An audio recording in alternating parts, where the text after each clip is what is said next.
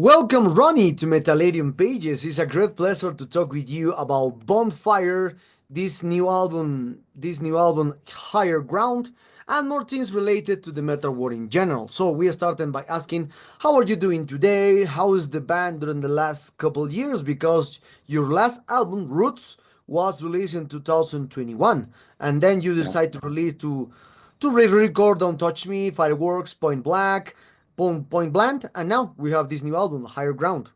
Yeah. Yeah. Well, we did the Roots because that's when COVID came. So we kind of had, at that point, we had released Fistful of Fire, and we were supposed to tour in April, but when COVID came, it shut everything down. So that album kind of got released and then just kind of went, So we were stuck home and we needed something to do. So we did the acoustic album Roots. Hoping that in the future we can do also acoustic shows and electric shows, like maybe one day do an acoustic. And but uh so I mean, we plan totally to make a new album anyway after that. And this is it, man, and we're really super happy with it. We think it came out really great, and it's a little bit more, it's a growth for Bonfire, actually, because Hans has been always into that Judas Priest and the metal and stuff like that. So he's been, in the past 10 years, he's really been pushing the band more in that direction. They always had songs like that before, like Ready for Reaction and Champion and Nevermind, SDI. Those are all kind of almost heavy metal songs, really. So he just kind of went more in that direction, and on this album, it's just the growth and the people involved and the sound from now as compared to 1980. So, but yeah, otherwise it's going great, man. We're getting ready for the tour too. Just a couple Great, days. great. Oh, great, great. And now we are talking about, especially for this Higher Ground, when do you start writing songs for this new album? And all the songs new, or do you rescue any composition that left with out for the previous album, Roots, or perhaps for this re-record process that you did with the three albums? Yeah, they're all new songs. The only one that's a re-recorded song is Rock and Roll Survivor. But we kind of changed it a little bit because we did release that on Fistful of Fire in 2021 or 2020. And then this is the connection to it. So uh yeah. I lost where I was going with this whole thing. Okay, okay. Now, I saw that the band starts in 1972, more than 40 years in existence, even more than Yeah. 50 years of existence you will have now. So you are still I check in here. You have a great, always working on new albums, new discos, new albums, EPs, live albums, live shows. Then you have a busy schedule with Bonfire. So Yeah. so for this new hour, how do you decide when it's time to work in a new songs and a new album? Since your previous album was released in yeah, it was released 4 years ago. So for you, when is the exactly time, or what made now the right moment or the right time to release a new album? Well, I mean, normally our record contract, we're supposed to make a new album every year, and we kind of do that. We make a new album every single year. So it's usually planned. It comes down to really the release date, as to when we start the recording so that we finish in time for the release date. It has to be, there's time to actually press the record. It has to be mastered. So it's a lot more than just recording it. So I would say the recording process takes maybe like, I don't know, 3 or 4 months, something like that. And that's including the writing and recording. So we're kind of writing things as we're going, usually, especially with the lyrics. The lyrics, we write them after the music's already written. And then this is a heavy song, so we go in a heavy direction or something like that. And always I make the lyrics very much the things that happen in my life. Like, if I just have a conversation with someone and they say something, I'll make that into a song, or some strange thing happens and, like, oh, that would be a great song. I need to talk about this. So that's usually the concept, and the amount of time it takes is usually around 3 or 4 months. And then it just depends when we want to tour. So if we're going to have a big tour, the normal release times are usually either January, April, May, Some come out in June or July, for the summer, so that you have it before the winter. Um, but most people actually release their albums in May. So we chose January to kind of get a bump away from everybody else releasing Mm. and have more attention to our release. Oh, okay, okay, interesting, interesting. No, now, how do you feel about this new release compared to your previous one, which came out during no the previous ones because so Fistful of Fire and Roots Yeah, released during the pandemic, two albums yeah, released during the pandemic, and now we are yeah, far away from the pandemic. So now, how yeah. do you feel about this new release compared to the previous ones, which came out during difficult times? Yeah, I think that this album is really a step up for us. I mean, the songs are always good. Everything is always good. There's great history here with this band, but the growth since I've been in the band. I've been in the band now since 2015, so Mhm. it's going on 10 years now, and I think I've done maybe six or seven. No, we did four new albums, brand new, and then we did a bunch of other live re-release, re-record things. But of all the albums I've done so far with this band, I feel this one is the highest level.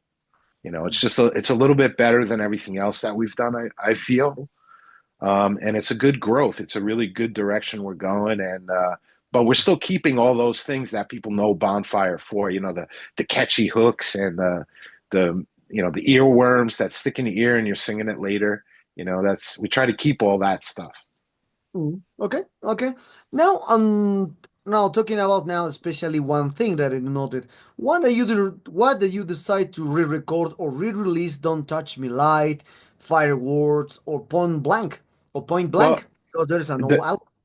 yeah, the reason that we did that, personally, I don't like the re-recordings. I like that when the album comes out, that's like a captured thing in Mhm, time. You know what I mean?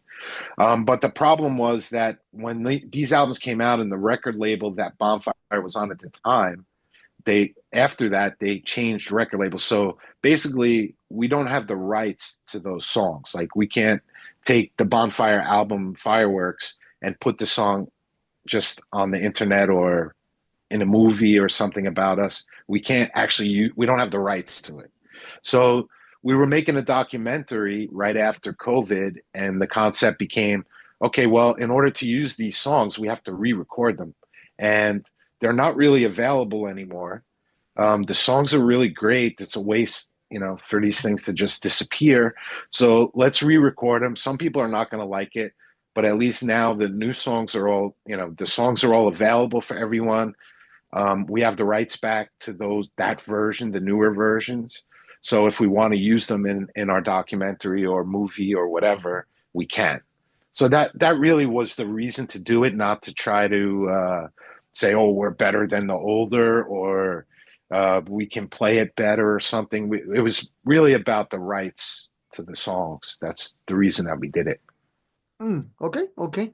Okay, I understand for this. Now, one thing also, although with over 50 years as a band, and now more than 20 albums, more yet I think 22 albums, and Yeah. if you have to pick three major milestones in your career, what would they be? In the Bonfire career, well, definitely Mhm, getting signed to RCA. That was big mhm, because that gave them a lot of push right in the beginning and a lot of exposure. They also went on a tour with Judas Priest.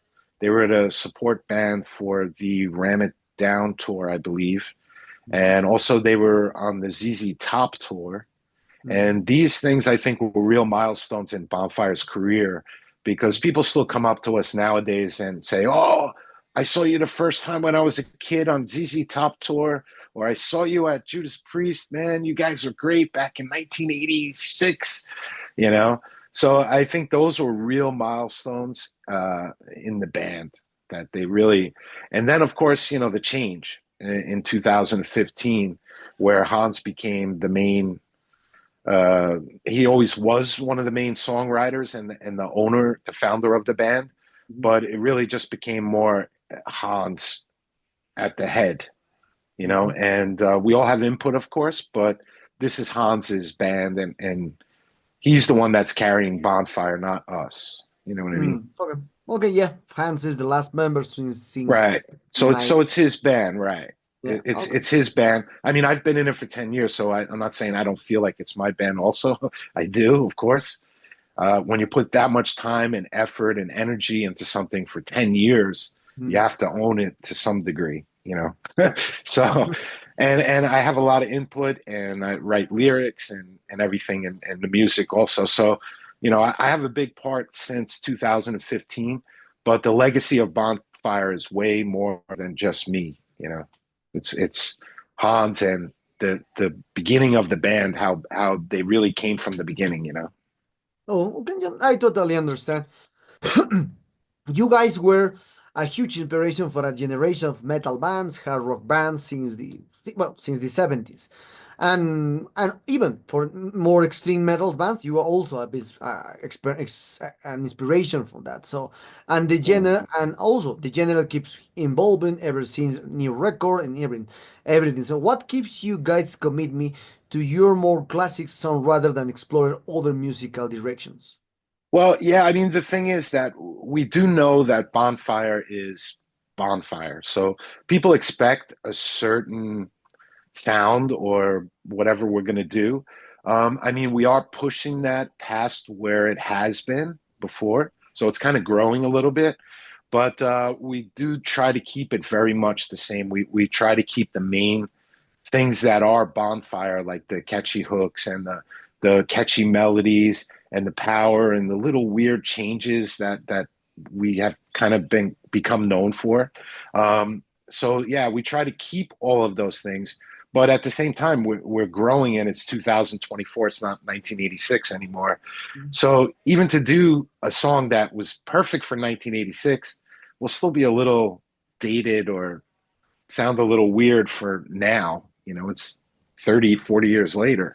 So, we try to keep it the same, but we're not afraid to grow. And Hans is a very much a go-getter type person. So when he puts his mind to it, he really pushes and he keeps everything going, man. He just really keeps it constantly going, constantly. Okay, well, yeah, that is okay, interesting. So, if someone who discovers you sees that your origins go back to 1972 when you called Kakumen at that moment, and Yeah. they would be think that you are playing like classic rock, classic heavy metal, or classic hard rock. That's completely normal, but it's not the case. The band sounds modern and includes sounds from different styles, especially in the power metal, heavy metal, hard rock, and Yeah. obviously later. Always the songs are strong from Bonfire. So, Yeah. what is the reason for your musical evolution, and how do you find your sound when they ask you? Well, I would say that we're classified as melodic hard rock, heavy metal, slash heavy metal. But it's definitely melodic. It's not screaming or anything like that. No. It's definitely a lot of singing and melody and harmony and a lot of that stuff. But I would say, if people haven't actually heard Kikumen, you should check it out because it's really cool stuff. And it's got that real old school, I don't know, Leonard Skinner maybe like type guitars, but still kind of heavy metal-ish in a way. It's very very Euro metal and very cool. And like I said, I think Hans is the one that drives the band in the direction it's going, and he likes that heavier stuff. He was always one of the main songwriters anyway, previously through Bonfire, but now he's still one of the main songwriters, but he has different input. And his direction is to go a little bit more towards Judas Priest style than Poison. You know what I mean? So that's the direction that we're kind of going more. And we did have songs like that before in the past. Like I said, we had Ready for Reaction. That's a double bass song. It's not a poppy song really. Nevermind, another really heavy kind of heavy song. So it's still right in our direction. It's just that we do less songs like Bang Down the Door. We did do I Died Tonight on this album, which is definitely an AOR track. Um, but in comparison to the rest of the album, the rest of the album is a lot more heavier, I think. Oh, yeah, yeah, yeah, that is. So the band has a change of vocalists, and that's always a difficult thing. How felt the reaction of the fans and press to Dian's contribution on vocals, and what did he bring to the new album? Well, Diane definitely brought a sense of melody and capability. He really is a great singer with an amazing range. He can sing soft, he can sing loud, he can sing rough, he can sing high, he can sing low. And this is definitely a plus, and you can hear it on the record. He really did an amazing job. And even those remakes when we first got him in, all those tracks are already recorded, and we had already recorded them with Alex. And then when Alex left the band, we couldn't release the record now with him all over it. So when we got the new singer, we had him do it. So basically, he sang those 3 albums in 2 weeks straight through. We went like 4 or 5 songs a day, and he just bam, bam, bam, bam, bam, bam, bam, till we finished all 3 albums. It was that was really an accomplishment, and I was a little surprised that he was capable to do that. Not many people can do that, sing that often, that much, and put out that much energy. There's because when you do recordings, it's a little bit different than live. You can go for that really super high note because if you can't hit it, you could just do it again. But live, it's like, oh, I know my voice is hurting, so I can't even try to hit that note. I'm gonna sing it lower. So these are the type of things that happen. And he really did an amazing, amazing job. And I think he really brings it. Of course, with singers in a band, it's always the David Lee Roth Van Halen thing. Oh, it's not Van Halen without David Lee Roth. But this is really, to me, this is bullshit. It's, you have to give, there's definitely a time, maybe you like a band with a certain singer and you're like, okay, that was great. But you can't say that this band doesn't exist anymore. You can't, because it does. And you're just because you say it doesn't mean it's finished or you can't understand it. So you have to just push it away because you don't get it. You don't have to like it, but it's there and it exists. So you have to at least acknowledge that it is what it is you know and that gets very hard actually, and we dealt with that a lot. We dealt with it with David Reese when he came in after Klaus. Oh, this is not Bonfire without Klaus. I mean, we still get that now 10 years later. Oh, it's not Bonfire without Klaus. But most people have come around and listened and like it. So they give it a chance. Some people say, oh, well, you should be called something else now, you shouldn't be called Bonfire. I mean, we worked since 1972 to build up this band, and Hans did, not me, but he built this up to do it. And then just because you can't see the relation between his new singer, you think that he should cancel the band? I mean, come on, doesn't make sense. It's actually very frustrating. you know, if you don't like it, that's fine. That's fine. No problem. Don't listen to it. But you can't say that these bands are tribute bands or cover bands because they're not. Queensryche, Iron Maiden, Bruce Dickinson wasn't the first singer. You Was know, yeah, yeah, Paul that is. Diano. Paul Diano was the first singer, and even AC/DC. There was a singer before Bon Scott even. So you can't just say, without this, it's not. Okay, for you, maybe, but not for everybody else. So be quiet. Only say good things. What do you talk shit for? you know? Okay, yeah, that is true. That is completely true. And other Yeah, topic that captured my attention with this new album is that for this new album, you changed the label because the Sings Temple of yeah, Lies, you release all albums with AFM Records. But now this yeah, new album is released by Frontier Records, one of the biggest labels into the hard rock heavy metal scene. So, yeah. and for this one, how was the experience to work, obviously, with AFM Records at that time? Now working with and now you are working with Frontier Records, another great label. Yeah, yeah. AFM is a great label. I can't really say anything about them, but we had a kind of special situation. We had a somebody who was very important at AFM that was very into us and really liked us, and that was kind of our main little thing in that label. You know what I mean? He was our connection. He was a very important person. But they did make some mistakes, and the mistakes did hurt us and cost us. You know, like I don't want to go into it, but they made some mistakes. So we were kind of looking to possibly switch because our person who was at AFM also left the label. So we were interested in looking, and we got an offer from Frontiers, and we decided that maybe it was time to change and see what they can do for us. They're at the same time they're trying to expand their label to go more from just regular AOR to more be more encompassing and encompass more of the world. They're trying to break more also into the US. So you know, hopefully it just started now with them with the label. This is the first release, and I think we just signed with them in like November or something. So we haven't had that much work with them, but so far everything's been great, and we're looking forward to a great future. Okay, nice, nice. So, and well, talking about now the promotion of this new album, how do you see?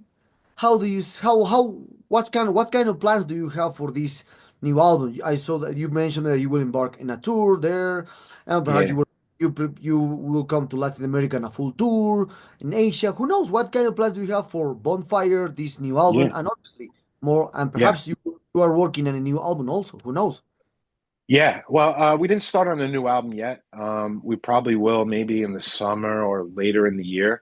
And also, I don't know. I'm not so crazy about putting out an album every year. I think the album should get a little time to get legs, so to speak. You know, just like Appetite from Destruction from Guns N' Roses. That album was out for 2 years before it actually did anything. It was out, but nobody knew about it. Nobody listened to it, and then all of a sudden I started hearing it everywhere. And I'm Yeah. like, okay, now. And then it became huge. But it was out for 2 years before it actually did anything, you know? So I feel that, you know, to do an album every single year is kind of like, okay, do an album, do it, throw it on, let's go. You know, you're not really massaging anything. You know what I mean? You're not Yep, yep. really you're not really giving it a lot of love if you do it too fast and you just do it and it's gone, you know. So I would like to do it longer, but this is kind of the way it works. So and then we do the same thing usually every year, you know, when you put out the album, you have to support it.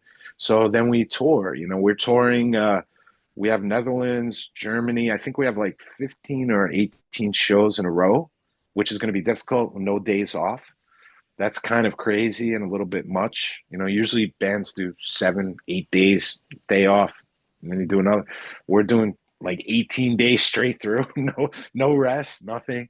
So we do that from January 21st to February 9th. And then I come back again for the Frontiers Festival in April in Italy. And then in May, June, July, August, we have festivals. It's basically starts festival season. So there'll be a lot of like, you know, just a festival here, next week, another festival. And, you know, those are pretty great. And then another tour again in the winter, Okay. starting in October. Okay, okay, okay. Interesting, interesting. Now I see that well, we just spoke about the Frontier Records, about AFN Records for a long time, and also the bands works with BMG and other big labels in the past. So Yeah. and for this now, as you can see now, mostly old bands, or the new bands, are trying to release or work or self-produce and work independently in the world. They're releasing their own records in Yeah. CD, vinyl, etc. So how do you see now this? How do you describe a relationship with a label, and for this, and how is important for a band to work with a label and compared to work independently? Well, usually the labels have a bigger platform. They have, you know, their YouTube page. Maybe they have 500,000 subscribers. You know, they have a lot of people. Like I think Frontiers has 500,000.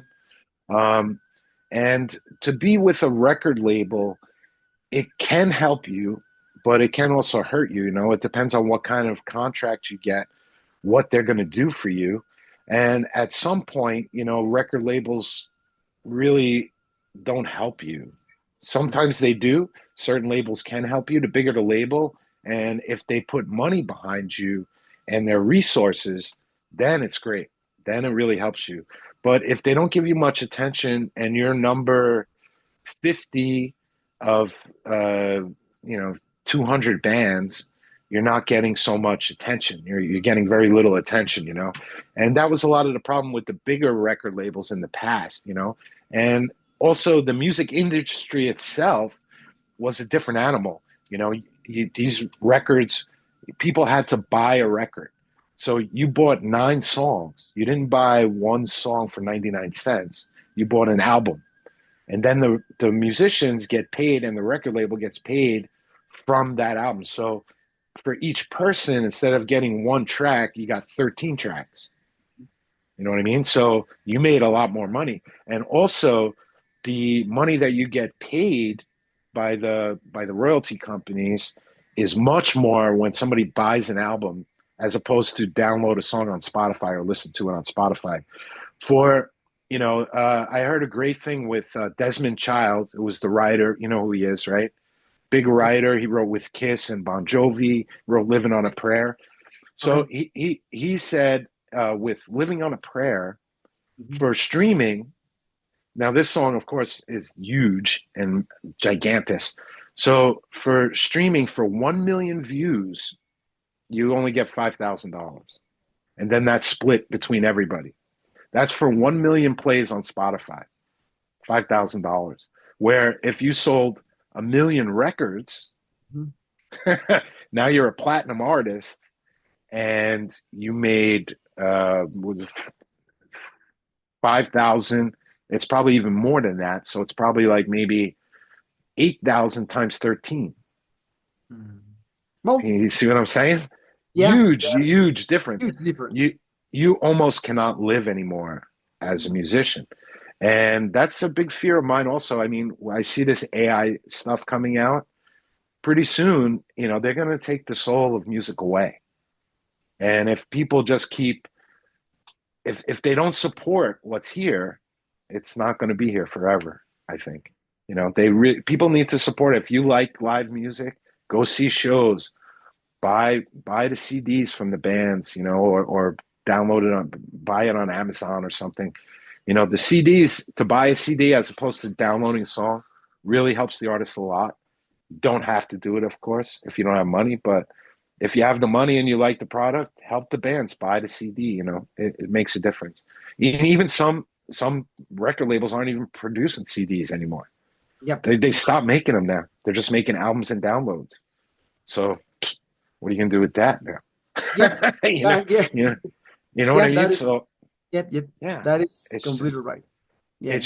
it's a completely different world.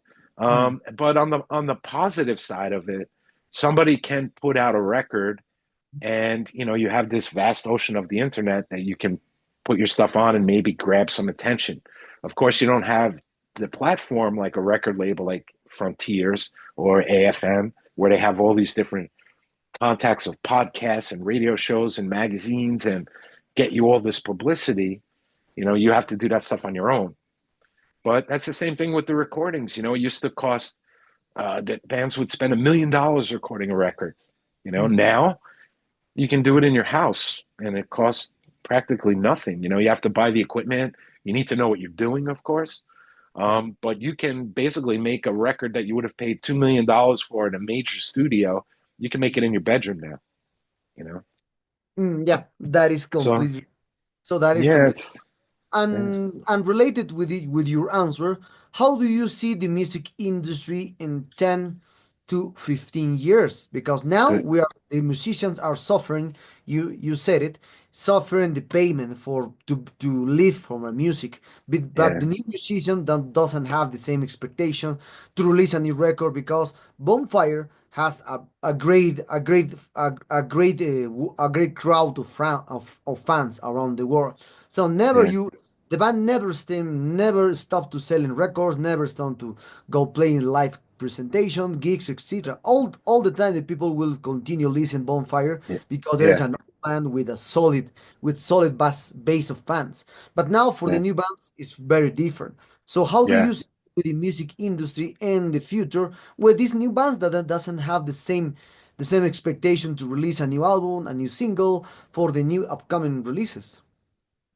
Yeah, it's really, really difficult, and it's going to be more and more difficult as time progresses, especially if they start into implementing AI, like they can take somebody's voice and put it together. They can just say, hey, what happens when a record label just says they hire some guy and they say, hey man, I'll give you $3,000 to let me use your voice. And the guy says, yeah, okay. Now they're pressing records with this guy's voice and they don't have to pay anybody. They already paid this guy $3,000 to use his voice, and they could sell millions of records. And they have like I said, record labels have these connections, they have these contacts, they have these things to promote stuff that a normal person doesn't really have. You have to kind of really build it and be somebody special to kind of get that attention. So it's kind of an unfair thing. I mean, I don't want to say for people to give up, but you really got to try and you got to really be special now. You can't just be run of the mill, and it's just going to be harder and harder. The main way to make music and make money with music now is going to be playing live. That's so if you support shows, come to shows, because if you don't go to the shows, then the bands aren't making money from the records. They're not playing shows because nobody wants to book them because not enough people are showing up. And then you're dead. That's it. You're finished. What are you going to do then? You can't do anything. Okay. So yeah, it's really the thing is for people if they really like live music, support it as much as you can, even if it's not music you like. Just go see There's some band down the street playing. Go see them. Mm, That that- helps keep the system alive. You know, People say, okay, people still come out to shows, so I'll still put shows on in my venues. But what happens when you got these fake bands and then they're not going to be coming around to play a show because they're not real people. They don't exist. You know what I yeah. mean? So they're not going to come around. Um, People are already not booking show and nobody's heard of you because you're not on a record label. How can you possibly get big? You have to really promote yourself, work on ways to promote yourself, get your stuff out on there is independent ways of helping and different companies. So you can do a search on the internet for independent uh, things that will help independent record companies or independent bands, and there is companies that can help you do promotion, help you get placed in playlists on Spotify and Pandora and this stuff, and that also helps if you become more popular. That helps draw people to your shows. So Mm. you're gonna have to work it, and it's gonna be harder, but it's still there, and support it if you can. Well, that is true. That is true, Ronnie. So, well, Danny, we come to the sad moment of this interview. I hope you enjoy this interview as I did, and thank you very much for your time. This new hire, this new album is it's a tremendous album from the band. So, and congratulations on this one. And maybe Thank you you very have much. something to add to your Latin fans and obviously Metalerium followers. Yes. If you would like to know more about Bonfire, Hans Ziller has released a book called Rock and Roll Survivor: My Bipolar Life with Bonfire. Right now, it's only in German, but it is coming out this year in English, and Okay. also there is an English audio book that I actually did the voice. So if you want to know more about the band, there's a good place to start.